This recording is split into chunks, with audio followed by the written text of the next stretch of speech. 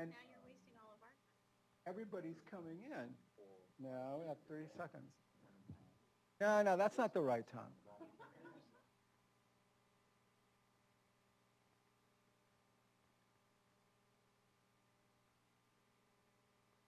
Okay, we're about to begin, and before we do, please be aware of the exit signs at the door in case we do need to leave the room on short notice. For those that are on the internet for today's seminar, we really encourage you to send your emails at first opportunity so that we can have time during the Q&A and take your questions. So with that, Nargis. Thank you, Peter. Thank you, everybody, for attending today's seminar on effects of complete streets on travel behavior and exposure to vehicular emissions. I am Nargis Jarin, the contract manager for this contract. I would like to introduce Dr. Zhu. Dr. Zhu is an associate professor of the Environmental Health Science Department in UCLA. She received her PhD in Environmental Health Sciences from UCLA. She has published more than 70 peer-reviewed journal articles and book chapters and has received many awards, including the National Science Foundation, the Health Effects Institute, and the 2011 Hagen-Schmidt Prize. She was appointed to California Air Resources Board's Research Screening Committee in January 2014. Her research interest is primarily in the field of air pollution, exposure assessment, and aerosol research. Please help me welcome Dr. Zhu. Thanks.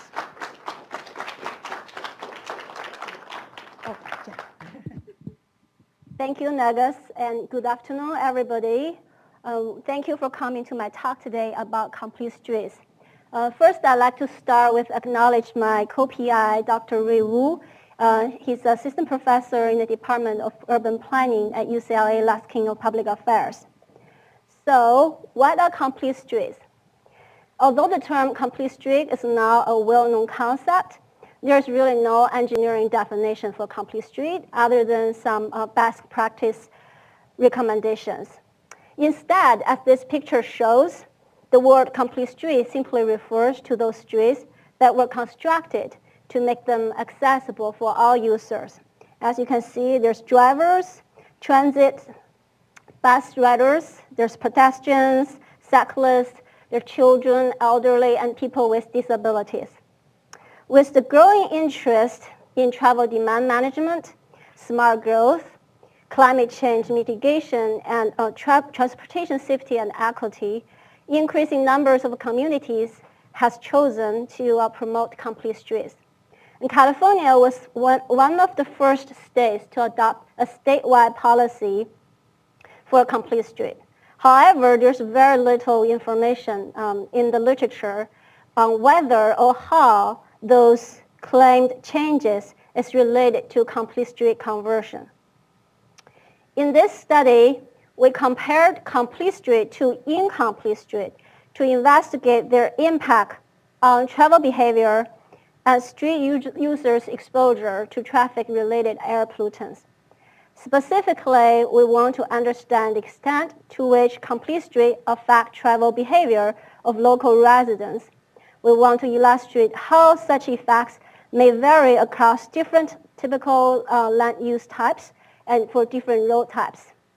We want to explore potential barriers that prevent people from using complete streets. And finally, we want to compare those cyclists and pedestrians' exposure to PM 2.5 and ultrafine particles on complete and incomplete streets. So this study employs two empirical design, a natural experiment design using before and after comparison, and a quasi-experimental design using a spatial difference in differences, we call it DID approach. For the before and after study, travel behavior and air exposure data were collected on the incomplete street before and after it got converted into a complete street. This part includes two projects, complete street retrofit projects in Santa Monica, California. For the DID part of the study, we collected roadside interception surveys and also street users' exposure on 6 pairs of twin streets. So each of those paired twin streets comprised of a complete and a parallel incomplete street. These 6 pairs were selected from 3 different types of locations in the greater Los Angeles area, and they represent 3 different types of functions. So this map shows the first before and after study site, the Ocean Park Boulevard in Santa Monica, California.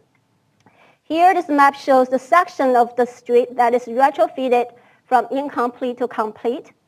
And for those studies, we collect traffic information at a location, and we also collect background pollutant levels, ultrafine PM2.5, at a background site.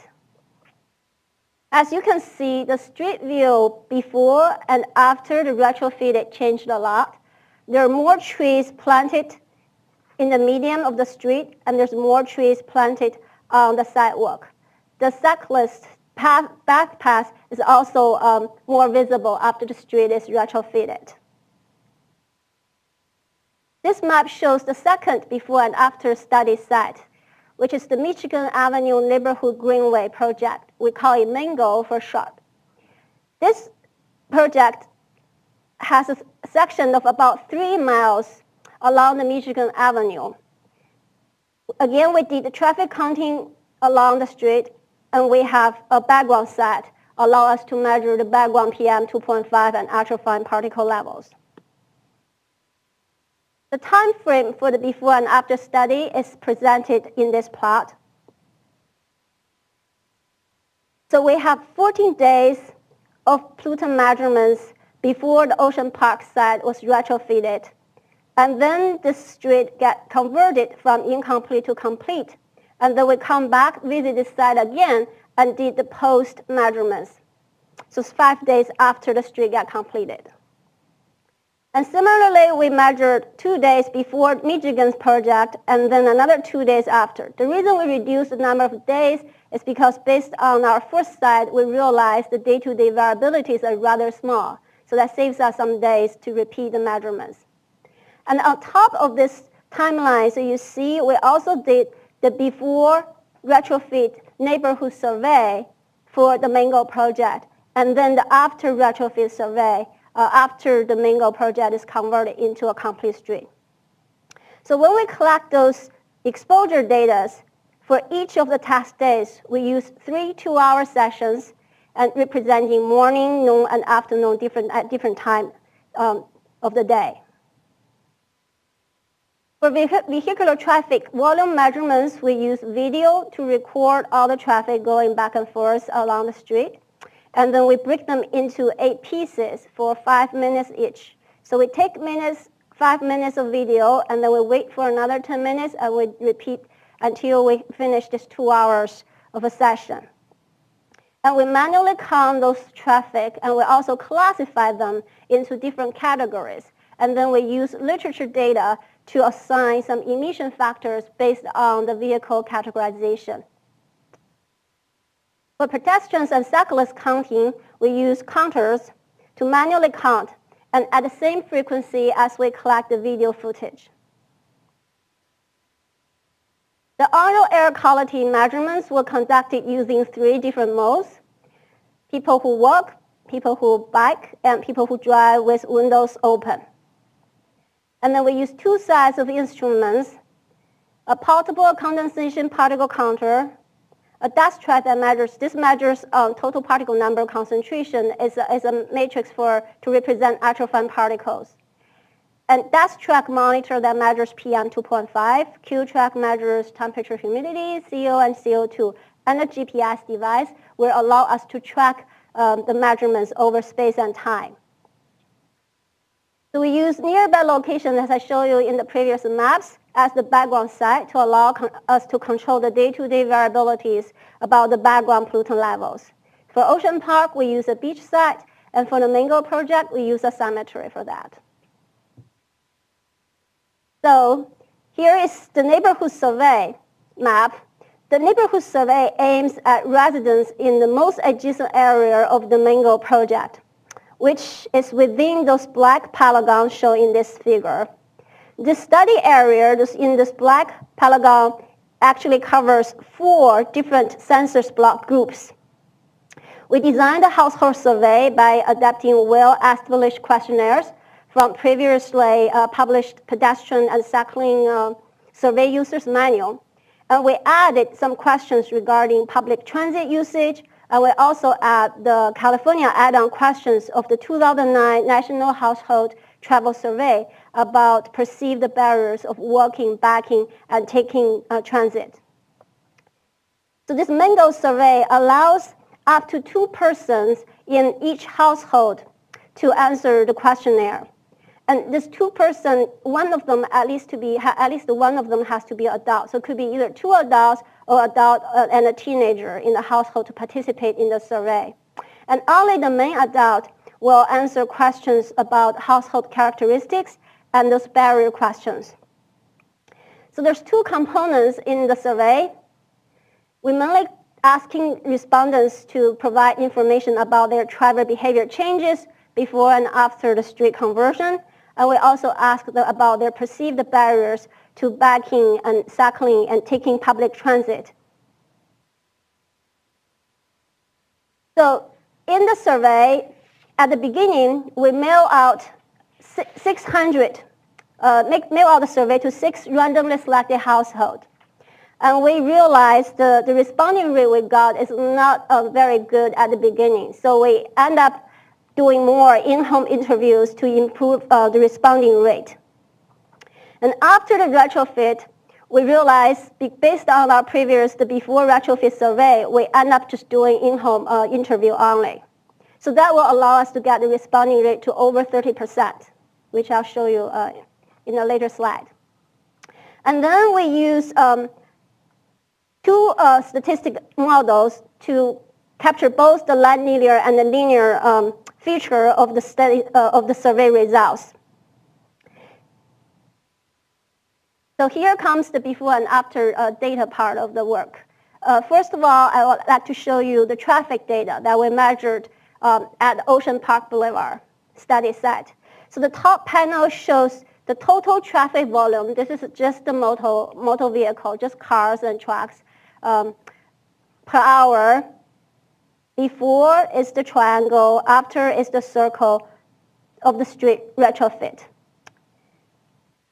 So here you see there's really no significant difference in total traffic volume. And the lower panel that I'm showing here is the emission weighted. Remember, we not only count the number of cars, but also categorize them into different classes. Then based on literature data, we apply emission factors to different categories. So we were able to come up with an emission-weighted traffic volume before and after street conversion. So what we found is there's a 26% reduction in emission-weighted traffic volume, and this 26% is statistically significant. However, as you recall, in the timeline, this before and after study were conducted after the street is converted. So there is about a year and a half in between about the 2 measurements. So we're not very clear whether this observed 26% reduction is completely due to the street itself, retrofit project itself, or just some sort of like a natural fleet turnover. So this is something worth looking into in future studies. For the Ocean Park Boulevard, we also measured pedestrian and cyclists. So as the data showing here, similar type of figure like the traffic data. We see 27% increases in pedestrian volume, and that is statistically significant. But we don't see any significant changes in cyclist volume. And we think probably this increase in pedestrian volume could likely due to the aesthetic factors, because there's some literature showing when the street is become more beautiful, people would like to use it more for walking around. And this slide shows the actual fine particle and PM2.5 levels we measured before and after the retrofit at Ocean Park site. So the left panel shows the raw data, and the right panel shows the background subtracted in concentration. The top is actual fine, the bottom is PM2.5. Open bar shows what we measured before the retrofit, and the solid bar shows what we measured after retrofit.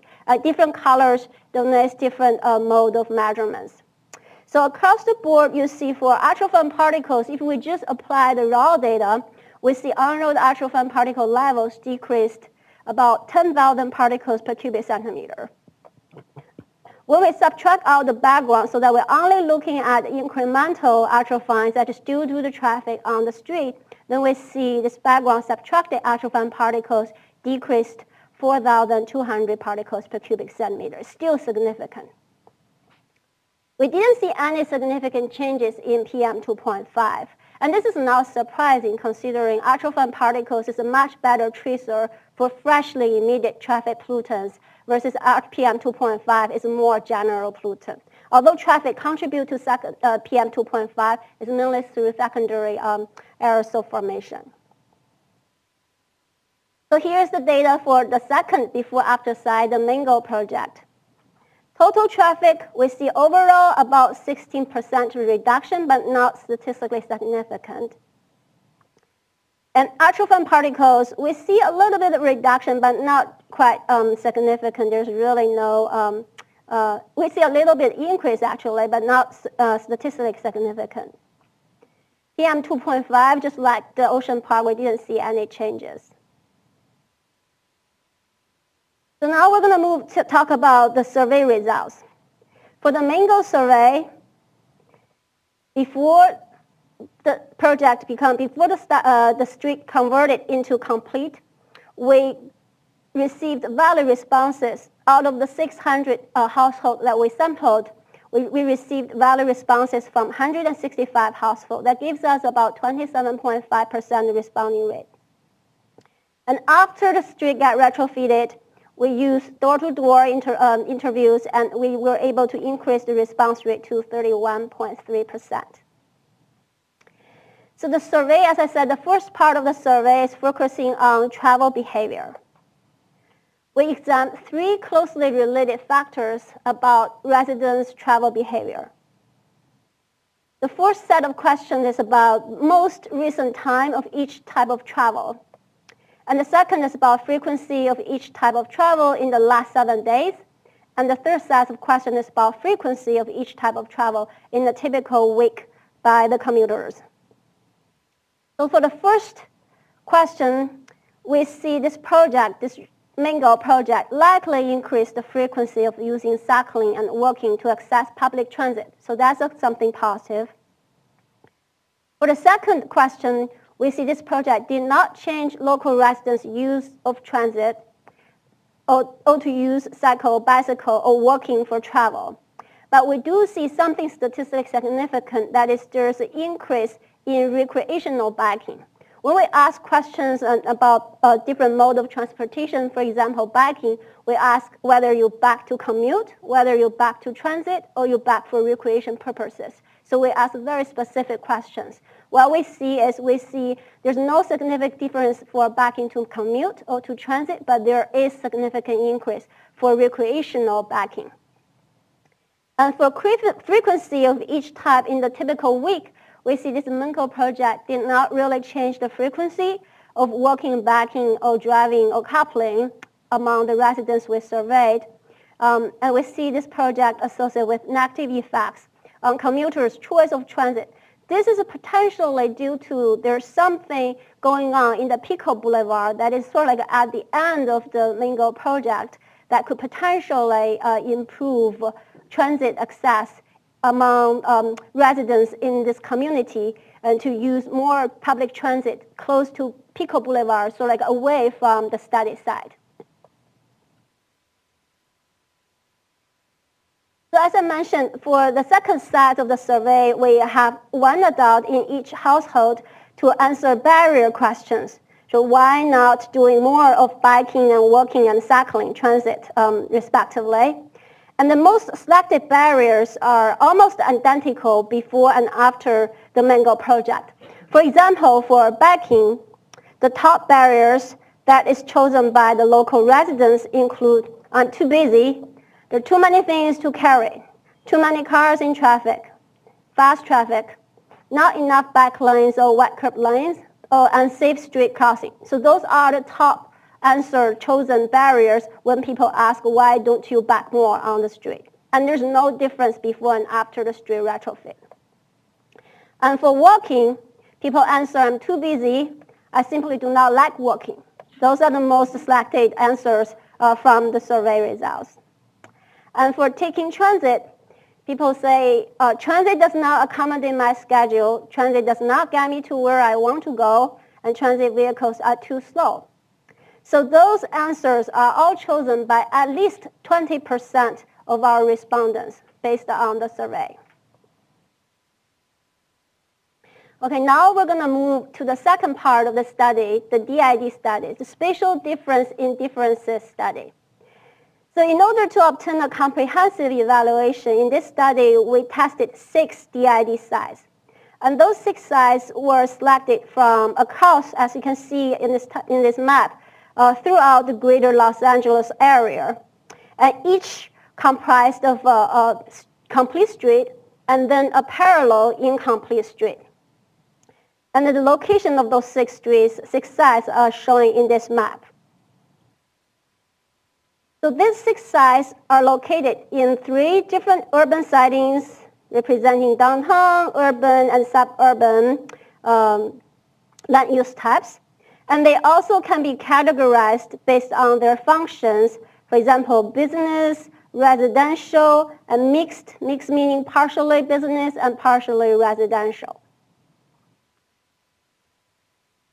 So the time frame for this DID study, totally we studied 24 test days from October 2013 to March 2015.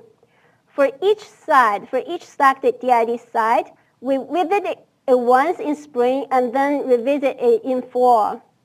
And for each season, we measure it on a weekday and then on a weekend. So 4 days times 4 sites gave us 24 test days. And similar to the before-after exposure assessment, we also use 3 2-hour sessions on each test day, and that covers morning, noon, and afternoon sessions. The vehicular counting measurements, at the beginning, we did the same thing as we did in the before-after. We did it for the first 10 test days, just like we did in the before-after. And then we will realize this is a very time-consuming and labor-intensive. And we found a more automatic way to use tubes counters. Automatic counters will allow us to get 24-hour continuous measurements. It's a little bit more costly, but saves a lot of graduate students' time watching the video and categorize the vehicles. So the last 14 days, we have this automatic traffic counting data. The on-road air quality measurements were conducted very similar to the before-after study. We used 3 modes: walking, cycling, and driving with windows open. And we used 2 sets of instruments to measure ultrafine particles, PM 2.5, and where those data were collected in spatial and in time. So what we did is, because the complete street and then the incomplete street, they're twins, they're usually very close to each other, they parallel each other, we basically form a loop that is going back and forth between the complete and incomplete street. So there is a researcher driving with one set of instruments, driving back and forth among these 2 streets, and we also have a researcher either carrying the instruments in a backpack or bicycling with the instruments in the back and going in loop to measure pollutant levels on twin streets. So for the street intercept survey, we use 1-page questionnaire to assess street users' behavior and altitude. So we typically have 2 surveyors placed on each street. They're usually located in the middle section of the street. And one of the surveyors serves as a counter using a handheld tablet and a count sheet to record down how many people pass by and how many people take our surveys, how many people refuses to take our survey. So we get refusal count recorded. Another surveyor will focus on intercepting pedestrians and cyclists and ask questions. The survey takes about just 5 minutes to complete. So here is the traffic data from the DID study. So each panel presents one of the study sites, and we're showing the incomplete street traffic flow versus the complete street traffic flow here. And data will break down by the 3 sections that we measured on each sampling day. So this is the raw data in box plots. And then we subtract out the complete street data from the incomplete street. So we use incomplete street traffic minus complete street traffic. And this is what the data look like. And now we break it down into weekday versus weekend. Again, the 6 size, 3 sessions. We just have a little bit separations between weekday and weekends. So the positive values here, data above the 0 line, meaning there's more traffic on the incomplete street compared to the complete street. And then we take another average to lump all those data together and come up with this ground mean total difference between incomplete and complete. Wherever you see a star here, meaning this difference is significant, is statistically significant. So bars above the 0 line, meaning there's more traffic on the incomplete street, sort of like an expected benefits by having a complete street, which is reduce the traffic volume. So you see here, overall, we have some about 127 vehicles per hour lower traffic on the complete street. So it seems like there is some benefits of complete street reducing total amount of traffic comparing to its twin incomplete street. So similarly, we did the same analysis for heavy duty traffic. Again, bars above 0 line, meaning the complete street has less heavy duty traffic compared to the incomplete street. And we see overall there's about 7 vehicles less on the complete street. And some street, and you notice some side is significant, some side is negative significant, some side is just not significant. This is actually repeated again and again in many of our analysis in the DID study, that the streets are not equal. So here is the data for pedestrian volume. The only difference here is we plotted in the opposite direction, where positive bars actually meaning there's more pedestrians on the complete street. We want the bars above the line to represent the benefits of the complete street. So the positive bars here meaning there's more people walking on the complete street comparing to its paired incomplete street. So what you can see is clearly this downtown LA side has a lot more pedestrians comparing to all the other sides. And for the other sides, only the Willowbrook has some significant values, and it's the negative. The complete street have less pedestrians. So the most striking sign is the downtown LA side. Overall, we see there's complete street have 455 pedestrians higher, but this is mainly driven by the downtown LA side.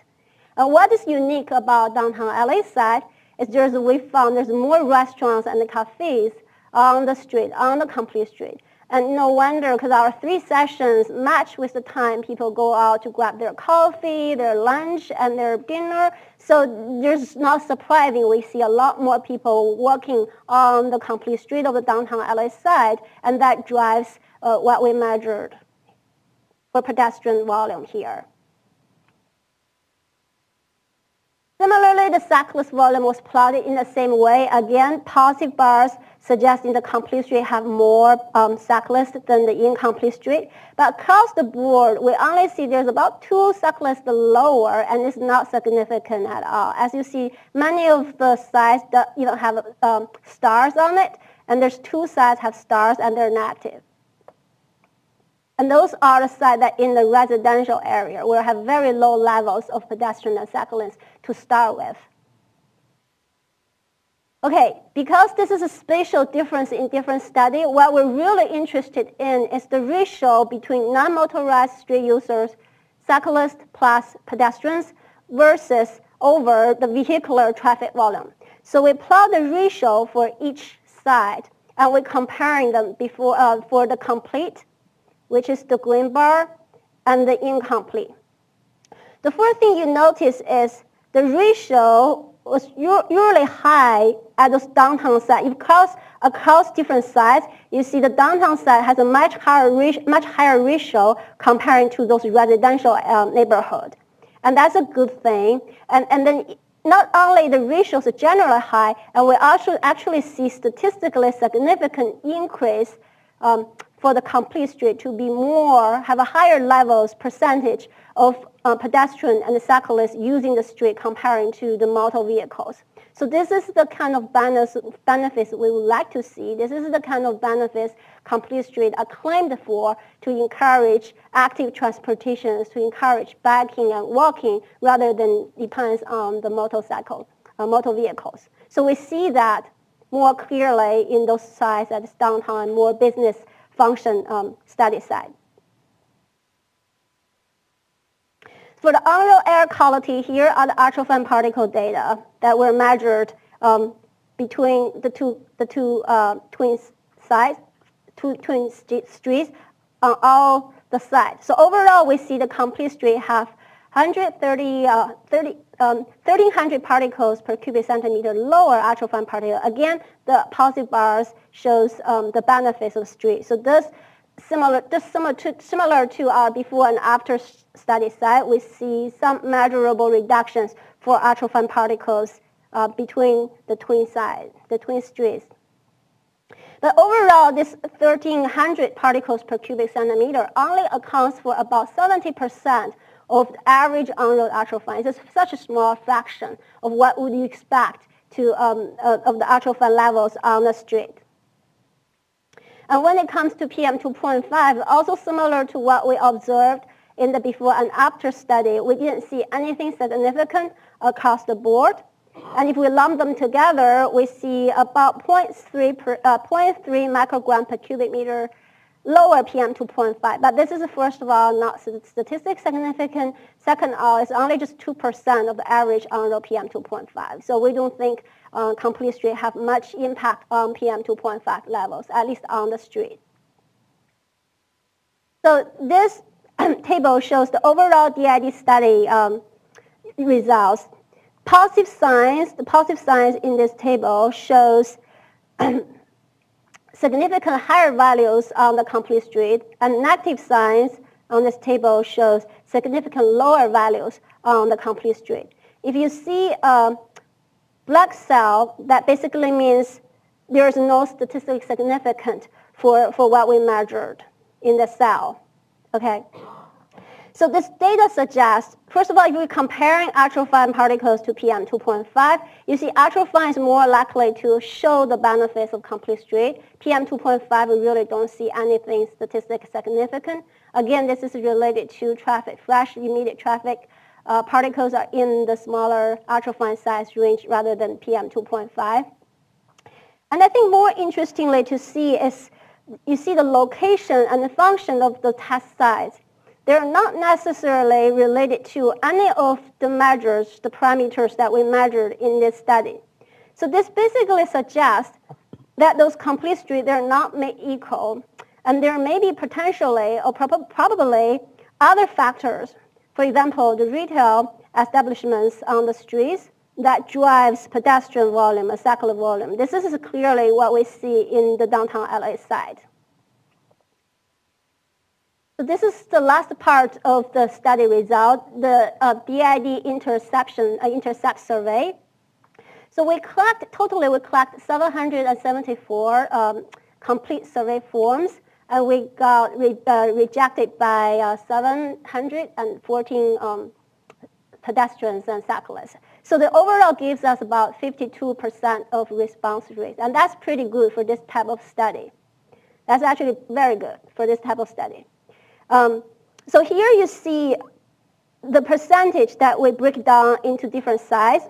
What is noticeable is for the site that is in residential area, we have very small percentage of responding rate, in terms of the total amount of responses we receive. And that's not surprising because our students can stay there for a whole hour and didn't see anybody on the street. And this is partially explain why we have so few answers and intercept surveys collected from those study sites. And this table basically shows the demographic of what the survey results look like. Gender-wise, we get more male than female answering our surveys. But comparing the complete and incomplete street, those ratios, those percentage are fairly comparable. And our survey actually really reflects pretty diverse ethnic groups. There's a nice mixture of different ethnic groups that answering our survey. So I think our surveys gave some representative answers about street users' perspective about their behavior and attitude for the complete versus incomplete streets. So the numbers here, those qualitative factors, they were ranked basically by respondents on a 5-point Likert scale from strongly agree to strongly disagree. So we asked questions whether the street has a wide sidewalk, is strongly agree all the way to strongly disagree, and we gave a 5-point scheme, and then we take average.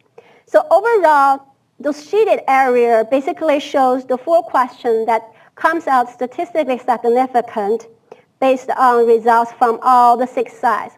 So street users, they believe the complete streets had more shade, had more interesting things to do, and were more secure to work on, and had intersections easier to cross.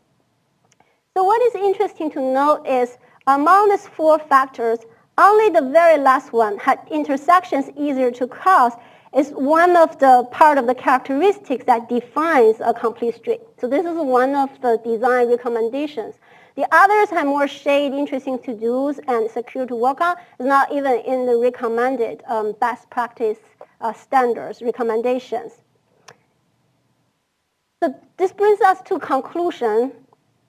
The complete street we see may have some positive impacts on some, but not all tested parameters in this study. And we clearly see ultrafine particles is a better tracer to show the flash traffic emissions, not PM 2.5. We see sometimes, especially in Santa Monica and downtown LA, there does seem to have less vehicular traffic volume on the complete than the incomplete, but not always, not across all the sides. And there's more pedestrians and cyclists on some of the complete street, but again, not always, not on all the sides.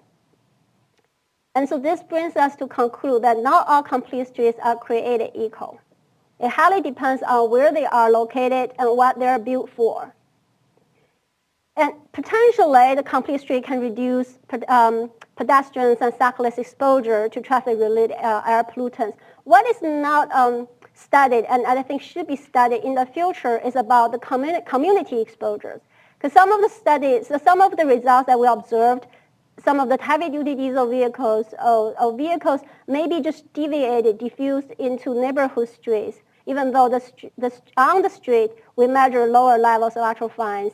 We cannot really generalize it to the neighboring neighborhood that may receive some of the diffused vehicle from the complete street. So that's another factor I think deserves future work to look more carefully. So overall, I think the findings from what we have done in this study, although preliminary and hard to generalize, suggest that the complete streets are favorably impacted some but not all the parameters that we tested. And the streets, the complete streets are very site-specific and vary greatly depending on their location and their function. So for future recommendations, we think for cities who want to construct complete street, we recommend to prioritize those projects in downtown and business areas that more likely to have some favorable impact. And we also recommend long-term studies to look deeper into the environmental and health impacts of complete street. So things that we haven't been able to touch upon on this particular project is about the social side of it. Whether the complete street bring people out to meet friends, the social support in the communities, those factors we wasn't be able to study in this particular project. And also the longitudinal aspect of the study. Because our before and after study, due to the study time frame and limitations, we can only do one survey at a point after the Mingo project is completed. That's only a few months after the site is retrofitted. How does this travel behavior change over time? That's something I think worth future research. And then we want the future study to be more quantitative and objective. The measurements will be likely to see more quantitative rather than just one point of measurements about the opinions of the surveyors, maybe some more objective measurements about their travel, their GPS locations will be more, can allow us to get a more comprehensive understanding about people's travel behavior. And the future retrofit, if you think about the complete street, and one thing striking me is we didn't really see much impact on the cyclist. And we think the reason for that is because if you retrofit one segment of a street, 1 mile or 2 miles, if this segment is not connected into the bigger bicycle network, then the impact is probably limited. So future retrofit projects, if it can be implemented in a network fashion, that may see even better impacts from the street retrofit. So finally, I'd like to acknowledge ARB funding, and there are many UCLA research staff and students participated and contributed to this project. I also like to acknowledge Ms. Nancy McGuckin, who served as study consultant, helped interpret the intercept survey results. And there's 2 anonymous reviewers. ARB helped to identify and help to polish us our survey before we used it in the field. With that, I want to show you the 2 publications we have published so far. And there's there's 3 another manuscripts under development. So here's the disclaimer for the report, for the presentation. And I'd like to thank you all, everybody, and be willing to take questions.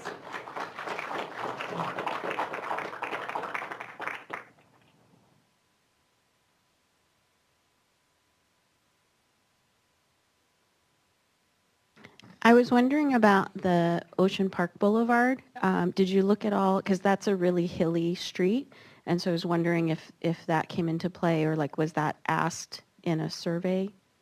Right. So the Ocean Park Boulevard, first of all, this site, when we did the before exposure study, we don't even have this ARB contract in place. And the awards were awarded in the middle of the street retrofit project, so we wasn't able to conduct survey for the residents located adjacent to the Ocean Park Boulevard. So we don't really have travel behavior information for the Ocean Park Boulevard. Yeah, one of the challenges, the biggest challenges in doing this project, as our project manager knows, is to identify a retrofit project in the middle of this 3 years of funding cycle. And there's always going back and forth for the cities to finalize approval of site. So we actually looked about 5-7 potential sites, and we nailed down to Mango. It's just because Mango falls within the time frame of the project.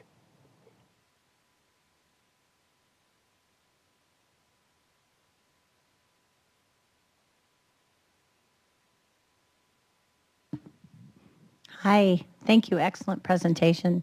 I had a question for the data that showed the lower traffic volumes on complete streets.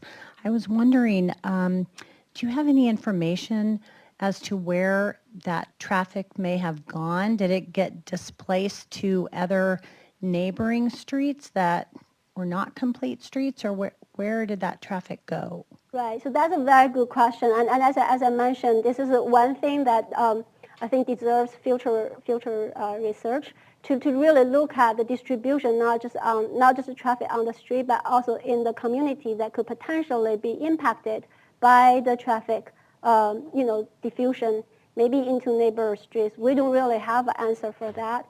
But from our field observations, we think what discourage traffic on the complete street is because the complete streets sometimes, because they take out a lane or they widen the sidewalk, so make the traffic lane less, I guess, comfortable for drivers to drive through, especially for heavy-duty trucks. So the things we observed in Ocean Park is we see across the board total traffic is not really changing much, but there's a reduction in the heavy-duty side of it. So maybe the heavy-duty is disencouraged into other streets that we couldn't capture in this current study. Okay, and yeah, just a follow-on question, which I think you just answered, is that so the vehicle mix did change on these streets that were retrofitted to complete streets, meaning that there was less truck volume. And did the volume of light-duty vehicles stay the same? Yeah, the light-duty vehicle stays, constitute the majority of the motorized traffic, and they don't really change significantly. And sometimes, again, depending on the site, it's very site-specific. Some of the sites that we visited, they have very, very small percentage of heavy duty to start with. So anything that changes is chance. We cannot really put any statistics on it. But some sites, they have more, a little bit higher level percentage of heavy duty, and we see some reductions in that. Thank you. I think there are more questions over there.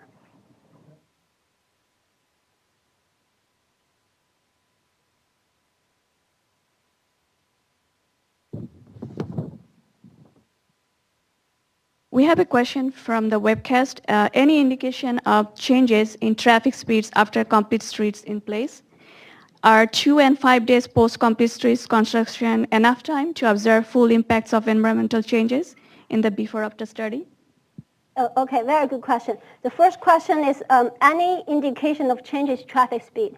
So again, as I said, we didn't really show the data, but we do have traffic speed data. What is interesting is you would expect complete street, because some of the features about complete street is traffic coming. So you would expect the traffic to be low, speed will be lower. But we don't see it across the board.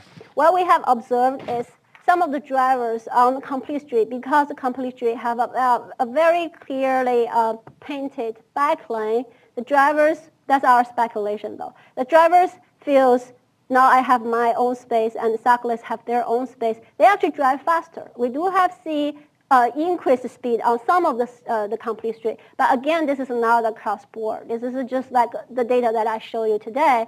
Some sites are higher, some sites are lower. One thing we do learn from this study is streets, the size are so different.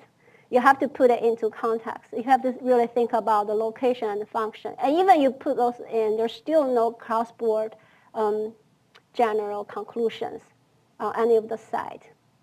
The second question is 2 to 5 days post-complete street construction, enough time to observe. Okay, so maybe I didn't get it clear. So first of all, there's two parts of before-after study.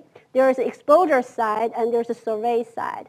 For the exposure side, we didn't measure it 2 or 5 days after. We wait till the project finish, and then we go in and measure 2, 5 days.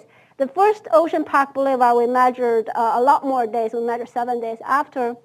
But we plot the data. We look at the day-to-day variability, and they're relatively small. The reason behind that is we're in Santa Monica. We have very predictable meteorology. We have this nicely developed sea breeze perpendicular to the seashore. So we don't really see big differences from day to day. And that basically make us decide to measure less days for pollutant levels before and after the Mango project.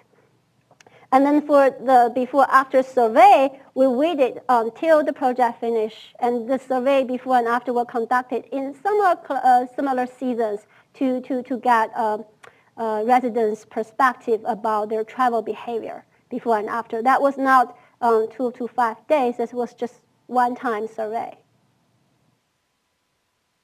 Hi, thank you, Dr. Zhu, for this great study and a lot of interesting and useful information. So I have one question. So, like compared to incomplete street, on the complete street, are there more traffic stop or traffic lights on the complete street? And is the red line longer on complete street compared to incomplete street? Because there are more pedestrians going across street, so have to kind of to consider this kind of factor in design? Yeah, that's also a very good question. I don't think we have good answer for that. In part is because this is not something it's not something that we measured. We didn't really time the traffic light intervals comparing on the two streets. And in fact, we want to measure the more the average flow on the street. So we, whenever we measure traffic, we purposely place them away from intersections. So we don't really measure what the QQ of the traffic, but the flow of the traffic on the street. So we don't really have that information from the traffic data we collected.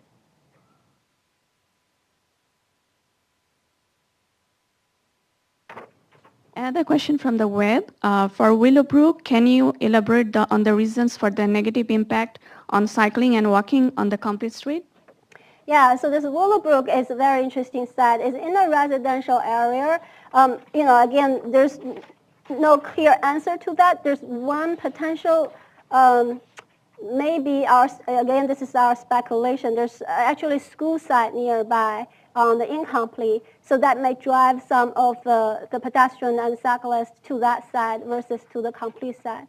One thing we do learn from this study is, especially in the DID part of the study, when we identify a complete street, as I said at the beginning, there's really no engineering definition. Like you give me a street, you really don't have a way to measure it to say this is 100% complete versus this is 100% incomplete. There's no engineering definition. So we use some guidelines that is in the literature to pick the street more or less complete. And then we match it with incomplete. What we learn is when you do this matching, so identify those twins, typically those streets are fairly close to each other in the similar neighborhood. So they're not dramatically different as you imagine a street that just have cars versus a street that is beautiful, have everything. You just don't find that pairs for a given neighborhood. You find there are similar, but one of the street is more complete than the other. So the complete and incomplete term is relative speaking in this study. So this is maybe one of the reasons we don't see dramatic difference. But on the other hand, we don't want to have two streets that is far away. Then there's other factors. Regional traffic comes in. It's even hard to tease out. So this is back to this, the Willowbrook. In the report, I think we do offer some of the thoughts that we think why this site is unique. But again, the major kind of like findings that we found is in those residential areas is very difficult to see any statistically meaningful results because we have such a small number to start with.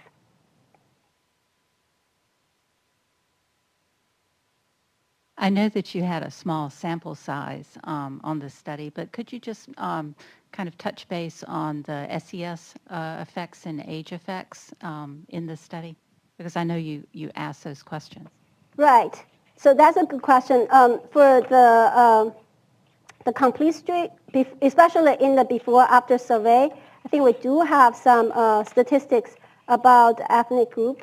It's in the before and after part of it. I could print out a copy just in case that question comes up. So the Mingo project is done in Santa Monica. The Santa Monica in this block groups, there's 40.4% of the residents are white. And when we collect the sample, we oversampled a little bit. There's a higher percentage of white that responded to our surveys. We end up have 52% in the Mingo sample that responded. And there's also a little bit higher respondent rate from people living in single-family houses. There's 17.8% before and 20.4% after, versus the census tract average is 16%. So it's not that big difference, but we do oversample a little bit on the white, a little bit on the single-family rate. And generally speaking, Santa Monica neighborhood is probably above average than LA, but the area that we studied is not the affluent neighborhood in Santa Monica. It's the middle and even lower range for Santa Monica neighbor demographic. And following up on that, will you be able to, with the small sample size that you look at the response of people based on SES or ethnicity, or is it just, like people with a lower SES, would they respond differently for their travel behavior? Yeah, so the problem is for those who don't respond, so we really don't have information on their the SES status. Because the survey is done just at one point, we don't really survey their household characteristic and then ask questions. So the question comes at in one survey. So for those who didn't respond, we don't really know their SES status. All we can do is comparing those did response and to the census tract average. And we think, as I said, there's a little bit oversample on the white. presumably maybe a little bit overrepresent of the higher end of the SES group, which is, because the question is about travel behavior, about street, people may have a little bit bias in the sample we collected, but probably not much.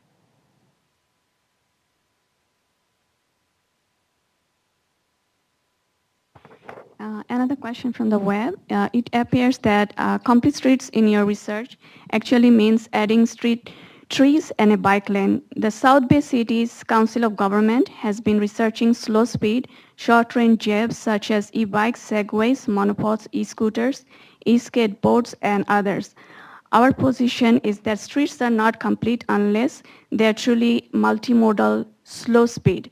We are just now beginning planning for a true multimodal slow speed network. Would you be interested in adapting your research to this more complete infrastructure? Well, the short answer is yes.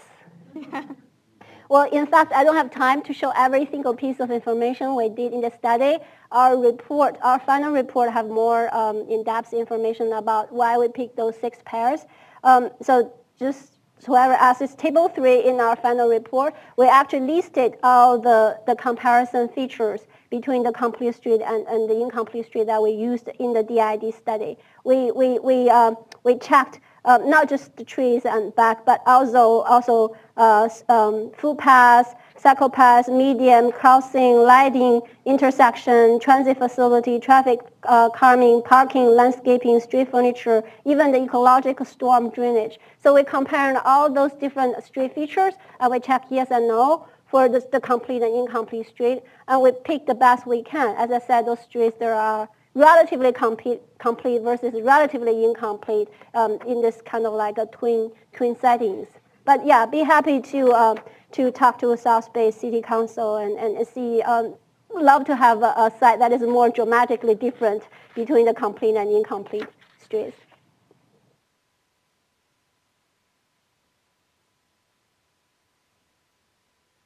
Thank you, Professor. It's a very interesting study, obviously. It's very enlightening. But I'm somewhat confused, and perhaps you can correct me. In my view, and from an engineering perspective, I view cities as being places where population gathers significantly, and as time goes on, more populations arrive, right?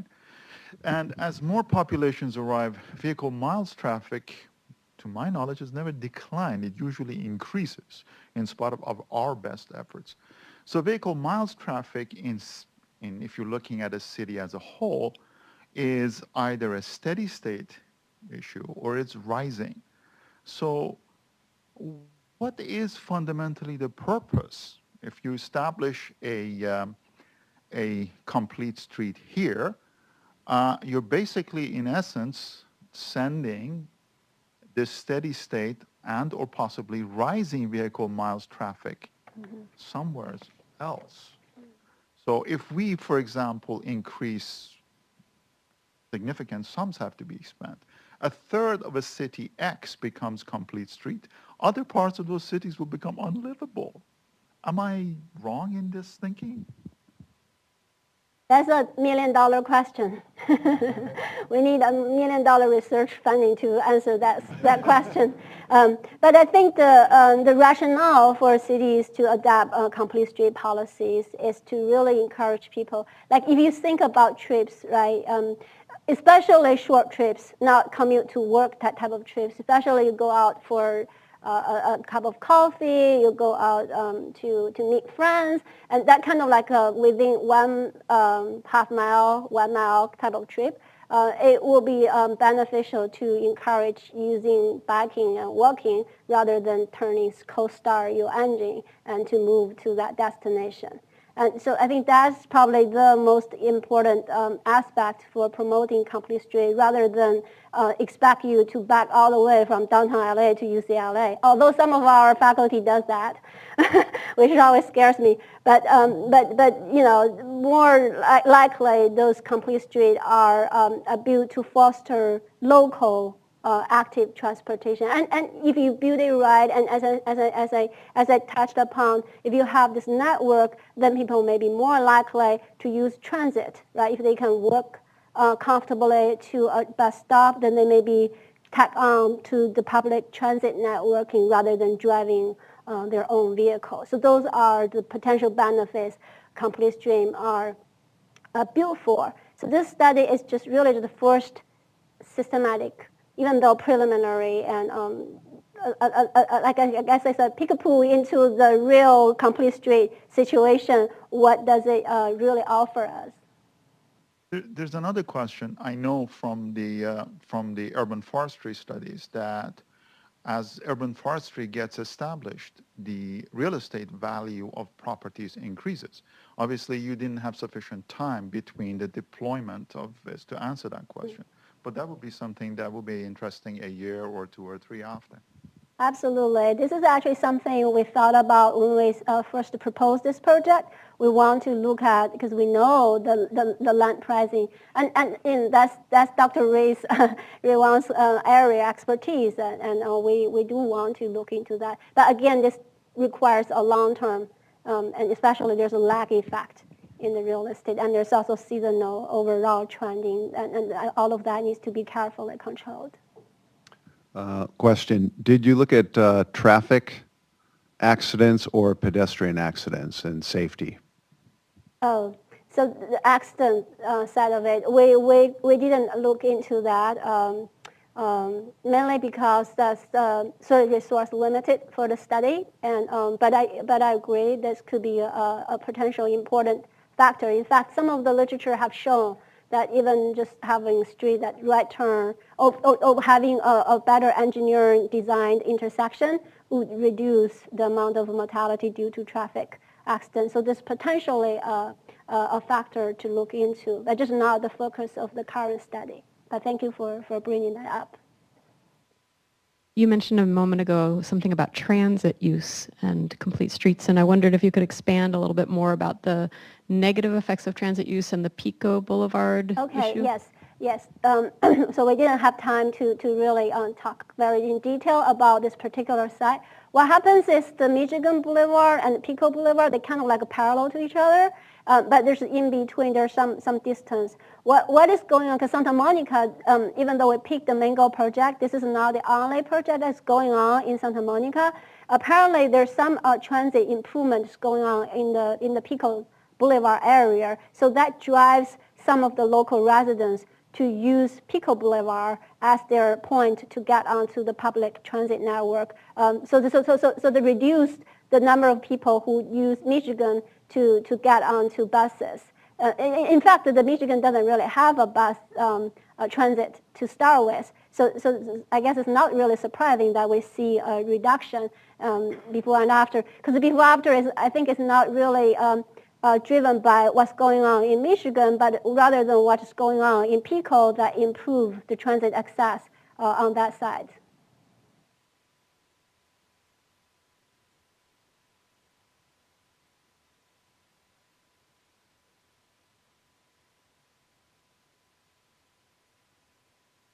Not so much a question, but what would be an interesting follow-up study would be, because the light rail just started from Culver City to Santa Monica, and that's just a few blocks from Michigan.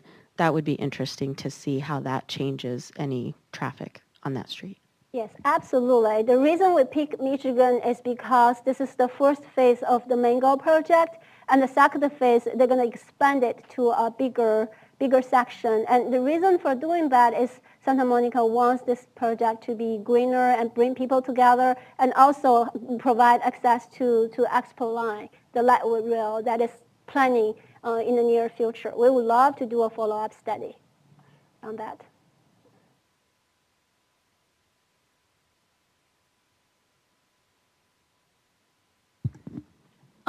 The complete streets that you looked at, did they have side parking for cars? So that also varies from side to side. Not every street have along the street parking, but some of the side, for example, the downtown LA side, they not only have parking, they also have parklet. I don't know if you guys are familiar with the term parklet, where you can park and sit down. Although I don't know from exposure perspective it's a good idea, but they do have an area where people using the street can sit down along the street just to rest. So, but again, it's not for all size. Because when you start looking at all of the things that can go on a street, so if you have a bus line, you have the bus pullouts, if you have parking on the side, and then if cars are supposed to stay 3 feet away from the cyclist, that means a wider bike lane. And I mean, it just goes on and on. And then how would you design a complete street if there was a strip mall, for example? And I realize that this is not really your expertise, but I'm, you know, as a cyclist, I'm seeing this just can of worms in this topic. And I have some more questions to ask you after. Yes, so we certainly didn't see those type of street design at the sites that we studied, but I think in the literature in Europe, there has been some studies where people actually reported measurable difference on both sides of the car that is parked on the street. So on the left of the car parked, on the right of the car parked, and they measure ultrafine levels, and they see reduction. They even see measurable differences there. So you can imagine, like you say, every meter buffer counts. If you buffer pedestrians from the traffic, even just by additional meter or two, you can still have some benefits in that sense. But what our experience is, this is highly depending on local meteorology. Really depends on which direction the wind goes, and turbulence as the street as well. So some of the results, even robust at a particular site, may not be generalizable to other sites if the meteorology is not the same. But I like your idea, but we just didn't find any site like that in the greater Los Angeles area. If you know a street, let me know. So when you did the portable measurement with a car with the windows open, did you use an electric car? If not, would you expect the result to be impacted by the emissions from the car itself? Yeah, this is a very good question. We have done lots of mobile sampling on-road measurements. For my previous talk at ARB is about in-cabin exposure, so we're aware of that. The car's own exhaust, when we drive on street, the percentage that goes back to the cabin itself is very minimal. It's a small amount. And the car, just to answer your question straightforward, is not electric car, but it's a cleaner car. It's a newer model, the newer model we can use. We drive with window open because we want to measure what is on the street, not what inside the car. So that's one of the reasons. And one thing that we realized from our study, again, back to your question, we don't have that kind of a structure European researchers experience. What we found is there's a very minimal difference, as almost clearly not statistically separatable difference between what we measured using cars and what we measured by the pedestrian and cyclist that is walking on the sidewalk. The difference is minimal.